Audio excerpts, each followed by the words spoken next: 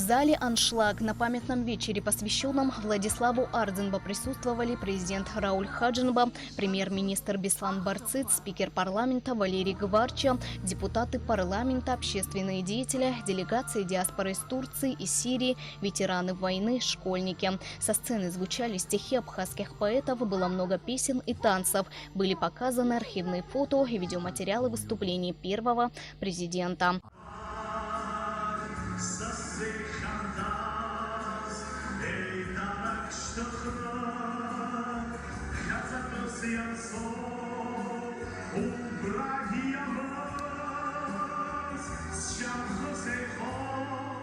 На мероприятии были приглашены дети с именами Владислава и Владислава. Более 100 из них были вручены памятные подарки.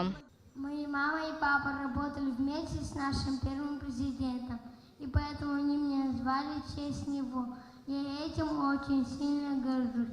Я стараюсь хорошо учиться, чтобы когда я вырасту, быть полезной своей стране. Как отметил председатель Госкомитета по репатриации Беслан Бар, на мероприятии акцент был сделан больше всего на тему репатриации. И мы сегодня ставим перед собой задачу о создании абхазского мира.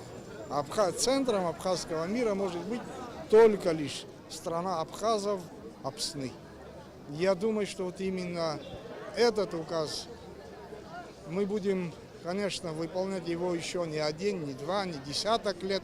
Но в любом случае, я уверен, что благодаря всем тем силам, заинтересованным силам возвращения наших соотечественников, мы добьемся поставленной цели. Победительница проекта «Ты супер» Валерия Адлиба поделилась с нами своими впечатлениями и поздравила жителей Абхазии с наступающими праздниками. Я очень рада, что меня пригласили выступить на таком большом мероприятии. Спасибо большое тем, кто организовал это мероприятие. Также хочу поздравить всех с Днем Победы. Хочу пожелать добра, мирного неба над головой. Проект «Владислав» вчера, сегодня, завтра стартовал в 2016 году и уже стал традиционным. Он осуществляется фондом первого президента Республики Абхазия совместно с Государственным комитетом по репатриации.